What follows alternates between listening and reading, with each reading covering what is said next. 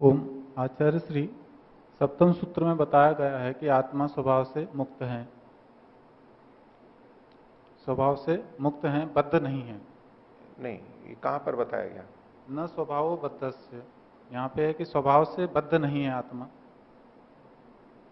स्वभाव से बद्ध नहीं बद्ध है। नहीं है। हाँ, तो तो स्वभाव से मुक्त है ये नहीं कहा गया है यहाँ पर। नहीं, ये बद्ध भी नहीं तो मुक्त तो हो, स्वभाव से मुक्त है। नहीं नहीं नहीं, ये तो जी। आप तात्पर्य ले रहे हो ना इससे। नहीं, उसके सुनो, जी। आप वो तात्पर्य लेके प्रश्न बना रहे हो आगे ना, लेकिन वो तात्पर्य यहाँ है ही नहीं। उसके लिए एक सूत्र बताया था, प्राकथन में भी आया था इस प्रसंग में। नैकांत तो बंध मोक्ष हो पुरुषस्य, एकांततः न बद्ध है न मुक्त है, यानी न तो स्वभावतः बद्ध है न स्वभावतः मुक्त है। ये सांख्य का सिद्धांत है। तो इस सूत्र का मतलब, इस वाक्य के हम अर्थ ले सकते हैं, न स्वभावतः, आत्मा स्वभाव से बद्ध नहीं है, यहां तो इतना कहा गया।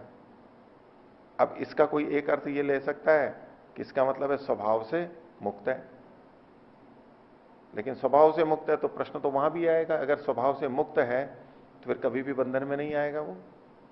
ये प्रश्न तो वहां भी खड़ा होगा, इसलिए वो अर्थ लिया नहीं जा सकता, क्योंकि जो आक्षेप यहां पर है वो आक्षेप वहां पर भी आएगा। और हमारे को सूत्र भी मिल रहा है साक्षात कि एकांततः बंध और मोक्ष नहीं है, इसका मतलब न तो स्वभावतः बद्ध है न स्वभाव से मुक्त है, यानी बंधन और मोक्ष दोनों होते रहते हैं उसके। इसी को स्वभाव कह लीजिए कि बंधन और मोक्ष दोनों होते हैं, ये उसका स्वभाव है। बंधन में भी आ सकता है, मुक्ति में भी आ सकता है। ठीक है, अब फिर से प्रश्न रखिए। इसमें यह है कि निमित्त कारणों से वो बंधन में आता है। हाँ, ठीक है।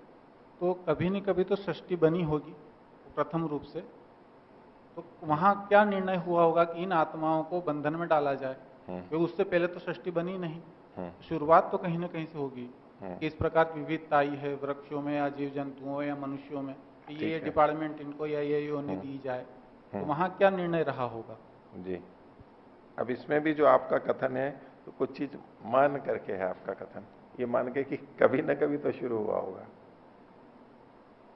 कभी ना कभी तो शुरू हुआ होगा। उस पर फिर अनेक प्रश्न आते हैं। सृष्टि की रचना अनादिकाल से मानी जाती है, इस पर थोड़ी चर्चा करते हैं। ये प्रश्न प्राय आता रहता है और सांख्य के से जुड़ा हुआ है। सामान्य हमारे में कि किसी भी वस्तु का कभी ना कभी हम प्रारंभ देखते हैं। सृष्टि का भी प्रारंभ है, ठीक है, तो क्या कि ठीक है प्रारंभ तो होता है, लेकिन उससे पहले प्रलय भी था और उससे पहले भी सृष्टि थी। तो ये जो सृष्टि और प्रलय, सृष्टि और प्रलय का कभी ना कभी तो शुरू हुआ होगा, कभी ना कभी, कभी ना कभी, कभी तो हुआ होगा, ऐसा हमारे मन में आता है। वही कितना भी आप पहले मान लो चलो हमारी, लेकिन कभी तो प्रारंभ हुआ होगा। तो हम पूछे कि ऐसा क्यों मानते हैं कि कभी ना कभी तो प्रारंभ हुआ होगा, इसके पीछे आधार क्या है? कभी ना कभी तो प्रारंभ हुआ होगा, क्यों ऐसा मानते हैं? तो बोले कि इसके लिए कारण हमारे मन में यही आएगा कि हम सब चीजों का प्रारंभ देखते हैं। मकान का है, पेड़ का है, रोटी का है, कपड़े का है, कभी ना कभी तो बनती है वो, ऐसे ये भी बनी होगी। तो एक उत्तर तो ठीक है कि ये सृष्टि जो अभी चल रही है ये भी किसी दिन बनी थी, लेकिन हमारा प्रश्न केवल यहां तक नहीं, हमारा प्रश्न कि उससे पहले भी थी या नहीं, पहले थी या नहीं थी, कभी ना कभी तो प्रारंभ हुआ होगा। तो इसका कभी प्रारंभ नहीं है। अगर कभी का प्रारंभ मानेंगे तो फिर उसमें और बहुत सारे प्रश्न आएंगे। तभी क्यों प्रारंभ हुआ, उससे पहले प्रारंभ क्यों नहीं हुआ? परमात्मा था पहले भी, आप जिस तरह से मान के बोल रहे हैं उसको बोल रहा हूं पहले, कि परमात्मा था और जीवात्माएं भी थी, प्रकृति भी थी। अब कहा है कि पहली बार जब बनाया तो कुछ मनुष्य भी होंगे, कुछ पेड़ पौधे भी होंगे, जब उससे पहले सृष्टि थी ही नहीं कोई, तो क्यों किसी को पेड़ पौधे बना दिया और क्यों किसी को मनुष्य शरीर दे दिया, अन्य प्राणी बना दिया? उसका तो कोई आधार नहीं, वहां क्या कारण था, ये आपका प्रश्न है। क्योंकि पहली बार भी बनी तो सबको तो मनुष्य बना नहीं सकते, बिना पेड़ पौधों के जीवन ही नहीं चलेगा। तो इसको कभी भी पहले का नहीं मानते। अगर पहला मानेंगे तो यही प्रश्न आएगा कि पहली बार भी क्यों।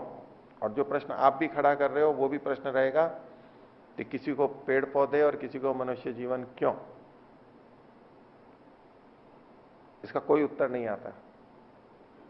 इसलिए इसको उससे पहले वहां से उसको मान करके चला जाता है, अनादिकाल से चला रहा है। और परमात्मा पहले से था, जीवात्मा पहले से थी, तो परमात्मा को उसी समय ये क्या बात ध्यान में आई कि मुझे ये सृष्टि बनानी चाहिए। उसको कुछ बात समझ आ गई थी, पहले नहीं समझ में आई थी, ऐसा मानेंगे? ये इतने दिन पड़ा रह गया, मेरे को ये तो सूझा ही नहीं कि इनको सृष्टि बना के दो। अथवा उसको कुछ मन में विकार आ गया, मतलब ज्ञान में विकार आ गया कि ये पढ़े हैं यूं ही, चलो मन नहीं लग रहा है मेरा शरीर बना दो, थोड़ा ये सुखी होंगे दुखी होंगे, मेरा भी मन लगेगा, गुड्डे गुड्डियों की तरह से खेलने गए। ऐसा नहीं, परमात्मा के सारे स्वभाव नित्य हैं, सदा सदा से हैं, उसका ज्ञान भी नित्य है। तो जीवात्माओं का हित उसके मन में अनादिकाल से, कोई उसका प्रारंभ नहीं। प्रकृति भी अनादि है, तो वो अनादिकाल से चला ही रहा है, उसको कोई प्रारंभ नहीं उसका, और अनंत काल तक चलाता रहेगा, कोई अंत भी नहीं उसका। इसलिए इस परंपरा में इसको प्रवाह से अनादि कहा जाता है। उत्पन्न होता है, नष्ट होता है, लेकिन प्रवाह से अनादि है। फिर उससे पहले, फिर उससे पहले, उसका कोई अंत नहीं, चला आ रहा है, चला आ रहा है। इस दृष्टि से आप जो सृष्टि निर्माण की दृष्टि से कह रहे हैं, उसका वैदिक सिद्धांत में वो सदा से चला आ रहा है। इसलिए प्रश्न ही नहीं उठता है कि कभी ना कभी तो शुरू होगा, तो वहां कैसे किया होगा। लेकिन इसमें एक बिंदु और आगे आता है कि जब हम ये मानते हैं कि उससे पहले उससे पहले उससे पहले,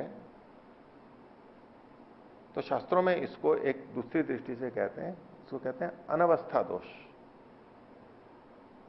कोई अवस्थान नहीं हो रहा है। आप मुर्गी अंडे को इस उदाहरण से जोड़ करके देख सकते हैं। मुर्गी पहले है, अंडा पहले है? और मुर्गी से पहले अंडा, अंडे से पहले मुर्गी। इन्होंने कहा मुर्गी पहले। मुर्गी बिना अंडे के बन नहीं सकती, समस्या तो वही है। और अंडा बिना मुर्गी के नहीं बन सकता। तो यूं कह कि नहीं, उससे पहले वो, उससे पहले वो, अब बस उत्तर देते जाओ। मुर्गी से पहले अंडा, अंडे से पहले मुर्गी, उस मुर्गी से पहले दूसरा अंडा, उससे पहले दूसरी मुर्गी, ऐसे करते जाओ करते जाओ करते जाओ। कहीं जाके रुकेंगे या नहीं? कहीं नहीं रुकेंगे। तो अनवस्था दोष बोलते हैं। ये अनवस्था दोष है, कहीं ना कहीं तो रुकना पड़ेगा। सृष्टि के प्रारंभ में हमें कहीं ना कहीं रुकना पड़ेगा। सृष्टि का प्रारंभ कैसे हुआ? सृष्टि बनी है, ये सिद्ध है। हम अनादि काल तक मुर्गे और अंडे में से कौन पहले था कौन पहले था ये नहीं कह सकते। कहीं ना कहीं तो हमारे को रुकना ही होगा। आगे सांख्य का एक सूत्र भी आएगा। पारंपरिय भी, परंपरा होने पर भी, उससे पहले ये उससे पहले, कहीं ना कहीं परिनिष्ठा समाप्ति माननी पड़ेगी। प्रकृति के पदार्थों के संदर्भ में है वहां पर, इसका कारण ये, इसका कारण ये, इसका कारण ये, कहीं ना कहीं तो आपको मूल तत्व मानना पड़ेगा। ऐसा नहीं कह सकते कि ये इन कणों से मिलके बना, वो किससे बने, वो इन कणों से मिले, वो उससे पहले के कणों से मिलके बने। कहां तक जाओगे? कहीं ना कहीं जा करके आपको एक जगह रुकना पड़ेगा। ऐसे ही यहां पर भी है। तो भले ही हम ये प्रवाह से अनादि कहते हैं, लेकिन उसमें ये एक दोष आ जाता है कि कहीं ना कहीं प्रारंभ तो मानना पड़ेगा जो कि उससे पहले नहीं हो। कि इस बंधन का कारण, आत्मा के बंधन का कारण क्या है आखिर? अगर ये सब चर्चा भी आगे आने वाली है कि बंधन का कारण आखिर है क्या, एक एक करके सब चीजों को लेंगे, उसका और विस्तार वहां स्पष्ट होगा। लेकिन कहीं ना कहीं तो कोई चीज माननी पड़ेगी। तो क्योंकि जन्म पहले या जन्म का कारण पहले? अगर ये प्रश्न करें जन्म पहले या जन्म का कारण पहले, जैसे मुर्गी और अंडे का है कि जन्म तो है कार्य, और कार्य में से पहले कारण होता है या पहले कार्य होता है? पहले कारण होता है, अटल सत्य है। तो बंधन का कारण शरीर के आने के बाद में पैदा हुआ या शरीर के आने से पहले से था? बंधन का जो कारण है, बंधन मतलब शरीर में आना ही अपने आप में एक बंधन है। तो बंधन का कारण शरीर के आने के बाद में हुआ या शरीर के बनने से पहले से था? पहले से ही मानना पड़ेगा, क्योंकि यदि बाद में कहेंगे तो बाद शरीर के बनने के बाद में जो बंधन का कारण होगा वो तो अगले शरीरों के बंधन का कारण होगा। अभी जो शरीर है इसके बंधन का कारण कहां से आया? वो कहां से, वो और कारण क्या है?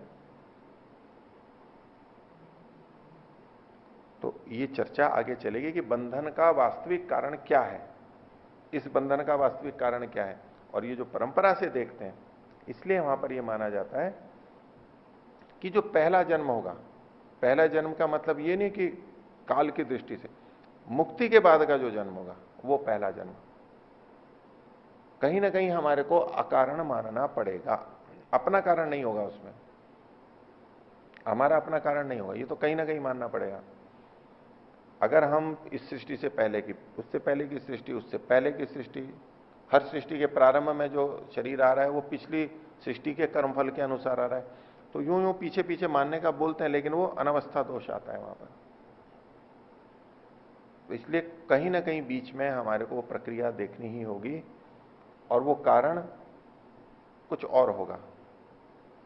यहां बंधन का कारण कौन सा चल रहा है वो एक अलग है, लेकिन जो प्रारंभ होगा वो एक अपवाद के रूप में मानना पड़ेगा, और वो मुक्ति के बाद में जब आत्मा आती है वहां पर घटेगा। क्योंकि कर्म यदि बंधन के कारण माने जाएं तो वो उसके समाप्त हो गए, अविद्या मानी जाए तो अविद्या भी समाप्त हो गई, संस्कार सारे दग्ध बीज हो गए। तो अब वो मुक्ति से जो आएगा तो वहां जन्म का आधार क्या है, ये चर्चा हम आगे भी करेंगे। ये थोड़ा विस्तृत विषय, जटिल है, लेकिन इसको धीरे धीरे आगे रखेंगे। लेकिन कहीं प्रारंभ मानना पड़ेगा, वो जो बात है। और जो प्रारंभ होता है उसमें मुक्ति के बाद में सदा मनुष्य जन्म ही मिलता है। अन्य प्राणी पिछले कर्मों के अनुसार चल रहे हैं, कोई पेड़ पौधा बन रहा है, कोई सरीसृप बन रहे हैं, लेकिन मुक्ति से जो लौटेगा उसको तो मनुष्य जन्म ही मिलता है। वो सब जीवात्माओं के लिए बराबर है ये बात। फिर अपने कर्मों के अनुसार फिर भिन्न भिन्न स्थितियां मिलती रहती हैं। ये उसका कुछ समाधान के रूप में हो सकता है। हाँ, कुछ और पूछ रहे हैं? मुर्गी और अंडा का जो उदाहरण दिया है, उसमें हमने ये सुना है अद्वैतवादियों से कि जो अंडा है वही मुर्गी का अविकसित रूप है, और मुर्गी जो है वो विकसित रूप है तो एक ही है। तो यहाँ क्या है इस प्रकार, या ये सत्य है? हाँ, तो उसका अविकसित रूप है, तो हम दो भेद नहीं कर रहे हैं। मुर्गी से अंडा नहीं और अंडे से मुर्गी नहीं, वो तो एक ही चीज हो गए दोनों। अद्वैत में तो सब एक ही होता है, द्वैत होता ही नहीं है। तो वहां तो प्रश्न ही नहीं उठेगा कारण कार्य का। अंडा भी मुर्गी है और ये भी मुर्गी है, इसलिए प्रश्न नहीं उठता। तो उनसे ये पूछा जाएगा कि भाई ये जो अविकसित रूप है अंडे का, उनकी भाषा में पूछें कि अंडे का जो अविकसित रूप है वो पहले होता है, या मुर्गी का जो अविकसित रूप अंडा है वो पहले होता है, या मुर्गी का जो विकसित रूप है वो पहले होता है? प्रश्न वहीं का वहीं खड़ा है। ये शब्दों को बदलने से प्रश्न नहीं हट जाता। जो मुर्गी और अंडा बोल रहे हैं वो भी जानते हैं कि अंडा अविकसित रूप है और मुर्गी विकसित रूप है, पर चलो अंडे और मुर्गी का भेद मान करके बोलिए तो भेद कथन करने वाले हम तो अभेद अद्वैत वाले हैं। अविकसित अविकसित है तो प्रश्न अब ये कर लेते हैं, मुर्गी का अविकसित रूप अंडा ये पहले होता है, या मुर्गी का विकसित रूप जो मुर्गी है वो पहले होती है? उन्हीं की भाषा में उनसे प्रश्न कर लेते हैं। अब इसका क्या उत्तर है उनके पास? प्रश्न तो झुका तू खड़ा है, शब्द बदलने से प्रश्न थोड़ा ना बदल गया। इसका उत्तर महर्षि दयानंद ने दिया है, सत्यार्थ प्रकाश में दिया है कि अंडा पहले होता है। प्रश्न आएगा कि अंडा पहले कैसे आ गया बिना मुर्गी के? अंडे और मुर्गी में कारण कार्य संबंध देखेंगे तो कौन कारण और कौन कार्य है अंडे और मुर्गी में? यह सिद्धांत है कि कारण पहले होगा, कार्य बाद में होगा। अंडा कारण है या मुर्गी? अंडा कारण है, क्योंकि अंडे से मुर्गी बनती है। और मुर्गी और अंडे में देखेंगे तो मुर्गी से ही तो अंडा होता है, तो मुर्गी भी वहां कारण दिखाई देगी, अंडा कार्य दिखाई देगा। तो ठीक है, मुर्गी से भी अंडा होता है, वो अगला अंडा होता है। उस अंडे का, अगले अंडे का कारण मुर्गी है, लेकिन इस मुर्गी का कारण तो अंडा ही है। एक अंडा और एक मुर्गी, बस। इनमें जिस अंडे से मुर्गी पैदा हुई है उनमें कारण कार्य संबंध देखेंगे तो अंडा कारण ही होगा। और सृष्टि के प्रारंभ में अपवाद स्वरूप में होता है, और पृथ्वी के गर्भ में परमात्मा की व्यवस्था से पहले अंडा पैदा होगा, फिर उससे मुर्गी पैदा होगी, फिर आगे जो अमैथुनी सृष्टि है प्रारंभ में सबके लिए ऐसा ही है। वो क्या कि बच्चे पहले है माता पिता पहले, माता पिता पहले। तो सृष्टि के प्रारंभ में जो बच्चे हुए थे उनके पहले भी माता पिता होने चाहिए, वही वो माता पिता भी फिर बच्चे होंगे, फिर उनसे पहले भी कोई होना चाहिए, वो अनावस्था दोष वहां भी है। तो ये नियम सामान्य है कि माता पिता से संतान होती है, मैथुनी सृष्टि होती है, लेकिन सृष्टि के प्रारंभ में ये एक अपवाद होगा, वहां इस प्रक्रिया को नहीं माना जा सकता क्योंकि संभव ही नहीं है, नहीं तो अनावस्था दोष है। तो वहां परमात्मा की व्यवस्था से भूमि के गर्भ में, ये भूमि ही गर्भ के रूप में वहां पर होती है। जैसे अभी अंडा गर्भ में पैदा होता है, बड़ा होता है, कोशिकाओं का विभाजन होता है, तत्व तो यही है सृष्टि के, प्रकृति के ही। परमात्मा की सामर्थ्य है, वो वहां पर नीचे बना देता है। यहां मां के गर्भ में अंडा, मुर्गी के गर्भ में अंडा पोषण को प्राप्त हो रहा है, बड़ा बन रहा है, या बच्चे मां के गर्भ में बड़े हो रहे हैं, वहां धरती के गर्भ में हो जाते हैं। पोषण की व्यवस्था दूसरी होती है वहां पर। तो इसलिए प्रारंभ कहां से होगा? अंडे से होगा, और उसमें कोई अन्य प्रक्रिया माननी पड़ेगी सृष्टि के प्रारंभ में। ऐसे ही जो हमें शरीर की प्राप्ति हुई है, बंधन की प्राप्ति हुई, उसके प्रारंभ में एक अलग प्रक्रिया माननी पड़ेगी। मुक्ति के बाद में वहां बिना उसके परमात्मा की व्यवस्था से वहां पर हमें जन्म की, शरीर की प्राप्ति होती है। हाँ बोलो। ओ, ये अनवस्था दोष तो फिर सृष्टि के विषय में भी देख सकते हैं? हाँ देख सकते हैं ना, सृष्टि के विषय में कि भाई ये अब हमारे पास में विकल्प आएगा, भाई सृष्टि कभी ना कभी तो प्रारंभ होगी, वहां ये उस तरह से दोष नहीं बनता है, क्योंकि उस तरह से कारण कार्य संबंध नहीं है। तो परमात्मा पहले से नित्य है, प्रकृति पहले से नित्य है, जीवात्मा पहले से नित्य है। परमात्मा का स्वभाव नित्य है, वो सृष्टि को बनाता है, प्रलय करता है, और जो जहां स्वभाव आ जाता है फिर अब वहां पर प्रश्न हट जाएगा। स्वभाव ही है ऐसा, और स्वभाव है तो उसका प्रारंभ नहीं होगा, क्योंकि नित्य वस्तु है, नित्य वस्तु का स्वभाव भी नित्य ही होगा, अनादि ही होगा। इसलिए वहां ये प्रश्न इस तरह से नहीं आएगा। ये जो उत्पत्ति वाली बात है ये तो नैमित्तिक चीजों की बात है, कार्य द्रव्यों की बात है, वहां प्रश्न है। मुर्गा, मुर्गी, अंडा ये कार्य द्रव्य है, निमित्त द्रव्य है। संसार भी कार्य द्रव्य है, लेकिन इसका प्रारंभ कारण जब हम नित्य मान लेते हैं, ईश्वर जीव प्रकृति, वो तो स्वभाव से है, वो तो नित्य है, तो बस वो बनाते रहेंगे। इसलिए सृष्टि का प्रारंभ के रूप में कब प्रारंभ हुई उसके लिए प्रश्न नहीं हो, वो अनवस्था में नहीं जाएगा। वैसे ये शास्त्र या वेदों में लिखा है और आपने अभी तर्क से भी सिद्ध किया, इसीलिए मानते भी हैं, लेकिन ये गले नहीं उतरता, बिल्कुल मन में ऐसा नहीं लगता कि ऐसा हो कैसे सकता है। अच्छा चलो, ये नहीं हो सकता तो हम कहें फिर क्या हो सकता है वो बताना चाहिए। गले क्या उतर रहा है वो बताओ, उस पर भी चर्चा करनी होगी। केवल ये नहीं कि भाई ये बात गले नहीं उतर रही है, चलो ये गले नहीं उतर रही है, तो क्या गले उतर रही है उसको भी परख लेते हैं। जैसे मनुष्य का जन्म मुक्ति के बाद अकारण ही मिलता है, तो ऐसे ही सृष्टि का भी कोई अकारण ही बनाने का कोई कारण हो सकता है परमात्मा के द्वारा? यहां पर भी मुक्ति के बाद में, वैसे तो दृष्टांत का उतना साम्य नहीं, लेकिन फिर भी अगर हम माने, मुक्ति के बाद में परमात्मा आत्मा को क्यों शरीर देता है, क्या कारण है वहां? वहां तो कर्माशय संस्कार कुछ भी नहीं है। नहीं है तो क्या क्या है, क्यों देता है परमात्मा? अकारण ही दे रहा है, कोई कारण नहीं। अकारण दे रहा है, और ये सबके लिए देता है, और पहली बार ही दिया या आगे भी देता रहा, पीछे भी देता रहा है? हमेशा देता रहा है ना जी। तो परमात्मा हमारी दृष्टि से कोई कारण नहीं है कि हमारे संस्कार और कर्म नहीं है, लेकिन परमात्मा का तो कुछ सोच होगा, ज्ञान होगा। परमात्मा ने शरीर दिया तो कुछ उसका ज्ञान तो होगा। वो क्या ज्ञान था, उसका क्या सोच था कि उसने ये क्रिया की, ये बनाया शरीर को, आत्मा को शरीर दिया, तो क्या सोच के दिया? ये तो परमात्मा ही जाने। नहीं, लेकिन आप कह रहे हो ना, इसलिए वहां जैसे ये कारण है, आपने उसको तो, ये तो गले उतरी हुई बात आपने कह दी, तो आपके गले उतरी हुई है तो मैं आपसे पूछ सकता हूं ना कि इसमें क्या कारण है पर वो वास्तव में गले नहीं उतरी है आपके। तो जैसे यहां कारण होता है कि जीवात्मा का हित करना, ये परमात्मा का स्वभाव है, जीवात्मा का हित करना, उसको मुक्ति प्राप्ति के अवसर देना, बस इसीलिए संसार को भी बनाया। तो मुक्ति के बाद में जो शरीर दिया, जिस उद्देश्य से परमात्मा ने दिया आत्मा को, उसी उद्देश्य से सृष्टि का निर्माण किया था। उसके लिए सांख्य दर्शन, ऐसे योग दर्शन का सूत्र आता ही है, सांख्य भी इसी को मानता है, भोगापवर्गार्थम दृश्यम, भोग और अपवर्ग के लिए यही प्रयोजन है। और परमात्मा ये सदा से करता रहा है, इस सृष्टि का कारण यही है। ऐसे तो और भी सारे प्रश्न उठते हैं, जैसे व्यक्ति ने एक बार सिद्ध कर दिया कि ये सृष्टि मुझे पसंद नहीं है, मुझे केवल प्रभु आपके ही पास रहना है, तो उसके बाद उसकी मुक्ति हो ही गई, तो फिर उनको अपने पास क्यों नहीं रखते, क्यों यहाँ पे भेजते हैं सृष्टि में? क्योंकि वो न्यायकारी है। ये तो अन्याय है। अन्याय नहीं है। कैसे अन्याय? जिसने जितना किया, अपने सीमित शक्ति सामर्थ्य से जो किया, उसके लिए जो निर्धारित है। इस प्रश्न पे काफी चर्चा होती है कि मुक्ति नित्य है अनित्य है, महर्षि दयानंद ने भी लिखा है।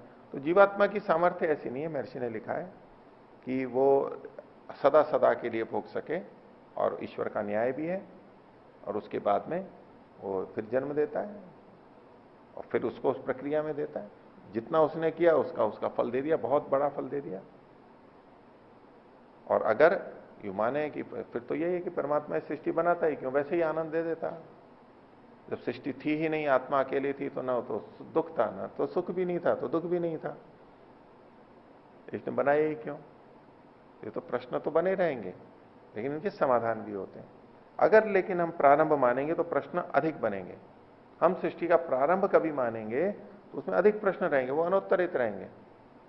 हो सकता है कि ये उत्तर अनादिकाल से चला रहा, हमारे को पूरा नहीं हो रहा है, पूरा गले नहीं उतर रहा है, लेकिन दूसरी स्थितियां तो और भी कम गले उतरेंगी। ये तो बहुत सामान्य बात हो गई। सामान्य तो दृष्ट अनुमान कि हर चीज उत्पन्न होती है तो हर चीज का आरंभ होता है, तो इसका भी आरंभ है भाई, फिर तो परमात्मा का भी आरंभ मानिए, फिर तो आत्मा का भी आरंभ मानिए, फिर तो मूल प्रकृति का भी आरंभ मानिए। और ये हम अपनी बुद्धि से सोचते हैं कि किसी का आरंभ तो होना ही चाहिए, हर चीज का आरंभ होना चाहिए, हम अपनी बुद्धि से। भौतिक जगत में अधिक हमारे से जानने वाले हैं वैज्ञानिक, अनुसंधान करते हैं, वो भी इतनी बड़ी भूल नहीं करते। इसका कोई ना कोई कारण फिर होना चाहिए, फिर जो मूल तत्व है वो भी कभी ना कभी बना होना चाहिए, ये वो भी नहीं मानते हैं। वो भी मानते हैं कहीं ना कहीं तो रुकना ही पड़ेगा।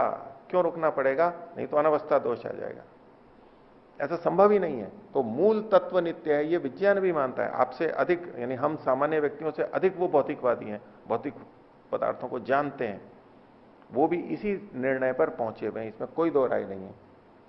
और दर्शन भी इसी बात को कहते हैं।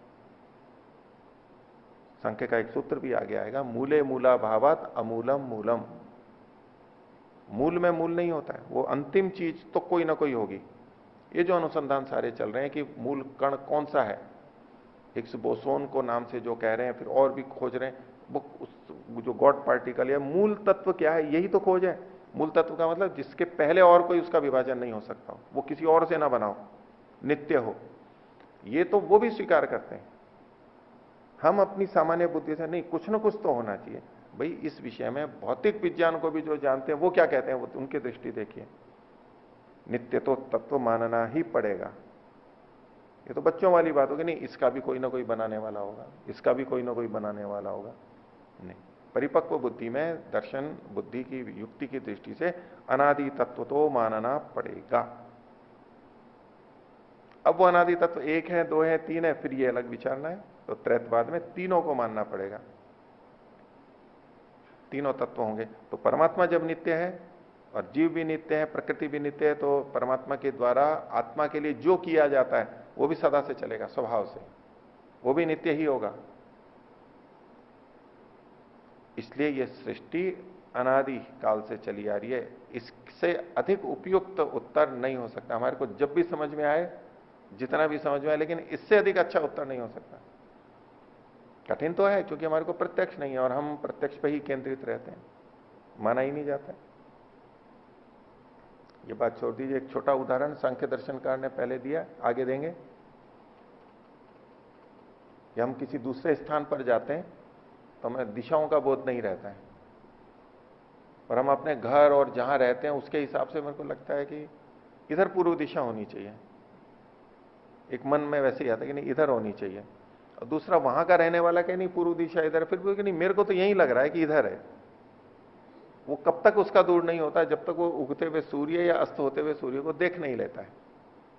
तो वो मन में बैठा हुआ है ऐसा, वो तो नहीं हट सकता, पूरी तरह नहीं हट सकता। हाँ, समझ से धीरे धीरे वो तो हटेगा, ऐसे ही होता है। ठीक है। हाँ सत्यव्रत जी।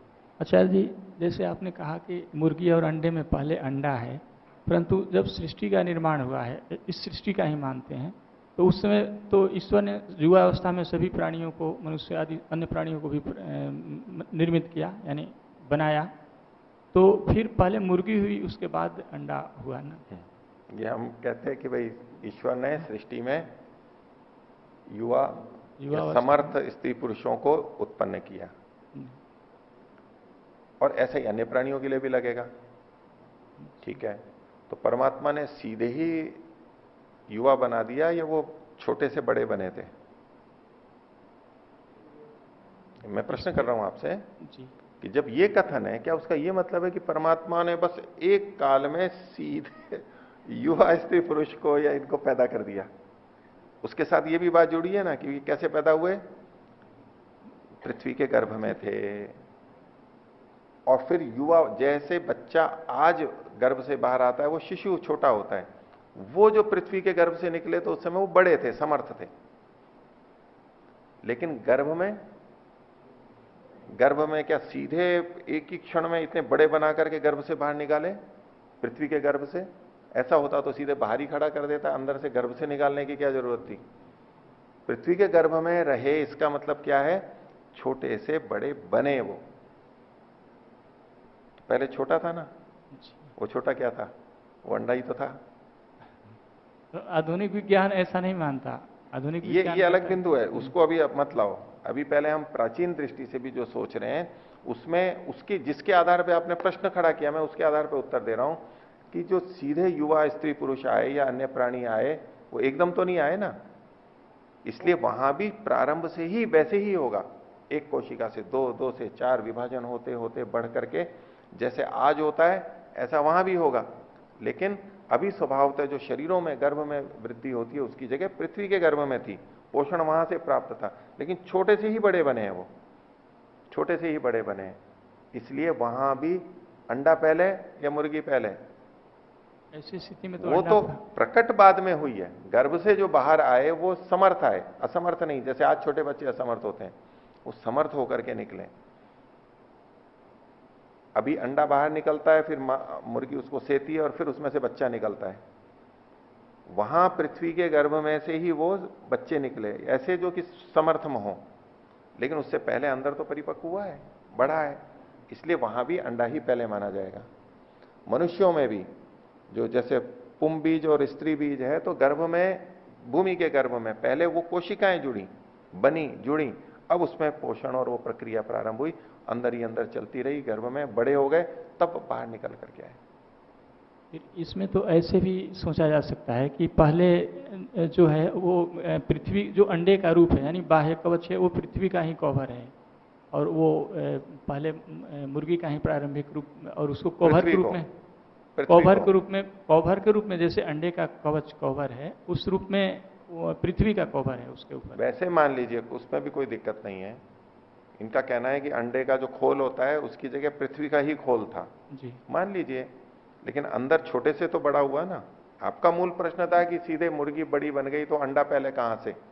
तो पृथ्वी का आवरण है, लेकिन छोटा, शुरुआत तो एक कोशिका से हुई ना, बढ़ते बढ़ते बढ़ते, तो वो पृथ्वी के गर्भ में होगी। तो इसलिए मूल तो हमारे को अंडे का या बीज का ही मानना पड़ेगा। बीज पहले या वृक्ष पहले? तो बीज ही पहले मानना पड़ेगा।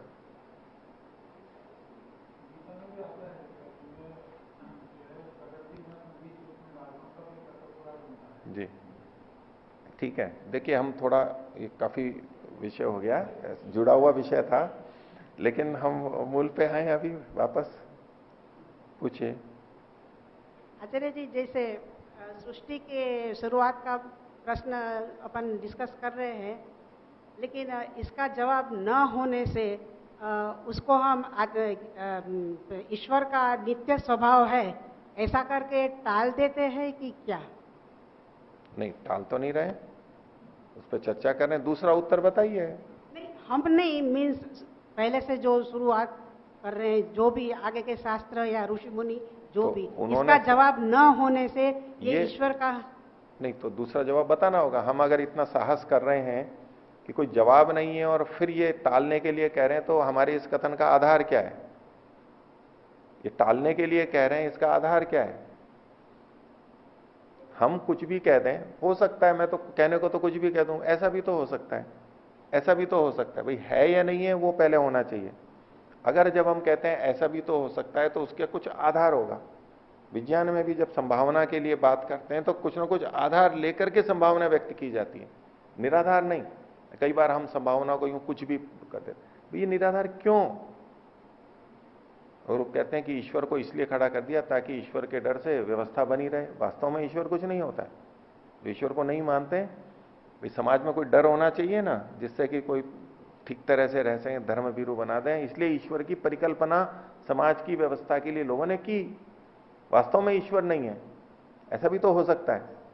हो सकता है, क्यों हो सकता है? आप प्रश्न करेंगे, भाई हो सकता है तो क्यों हो सकता है, ये प्रश्न करेंगे ना।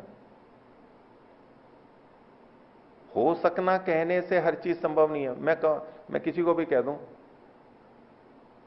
भी हो सकता है ये चोर हो, आप मान लेंगे? हो सकता है ये अरबपति हो, आप मान लेंगे?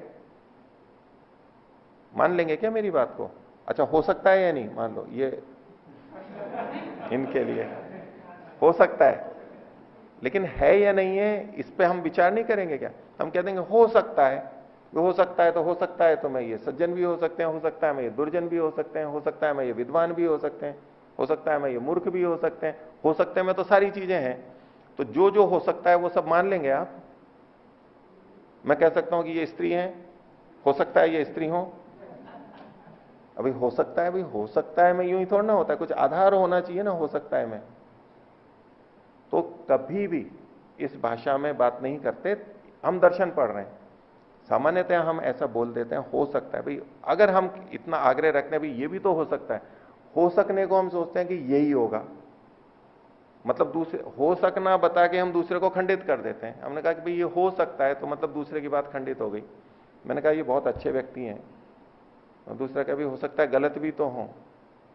भाई हो सकता है, लेकिन मैं अच्छे व्यक्ति कह रहा हूं तो कुछ आधार से बोल रहा हूं। आप गलत व्यक्ति की संभावना व्यक्त कर रहे हो तो उसका कुछ आधार बोलना चाहिए। ऐसे ही ये जो सारा है कि भाई और कोई उत्तर नहीं है इसलिए ये कह दिया, इसका कोई आधार होना चाहिए। जब ये कहा जा रहा है कि दूसरे उत्तर में तो बहुत समस्याएं हैं, दूसरे उत्तरों में संगति नहीं है, जो उत्तर हैं सबकी विवेचना कर रहे हैं, ये भी हो सकता है, ये भी हो सकता है, ये भी। तो प्रारंभ भी हुआ हो सृष्टि का और अनादि भी हो, दोनों संभावनाएं मान के चल रहे हैं हम तो। अब दोनों में से कौन सी प्रबल है, किसमें अधिक संगति है, किसमें प्रश्न नहीं है, किसमें समाधान है, उसको से स्वीकार किया जाता है। परिकल्पनाएं कई हो सकती है, उन परिकल्पनाओं में जो साधार होती है, युक्ति पूर्वक होती है, जिसकी संगति अन्य जगहों पे भी लगती है, जिससे हमारे बहुत सारे प्रश्नों का समाधान होता है, वो संभावना स्वीकार की जाती है। वैज्ञानिक भी ऐसा ही करते हैं।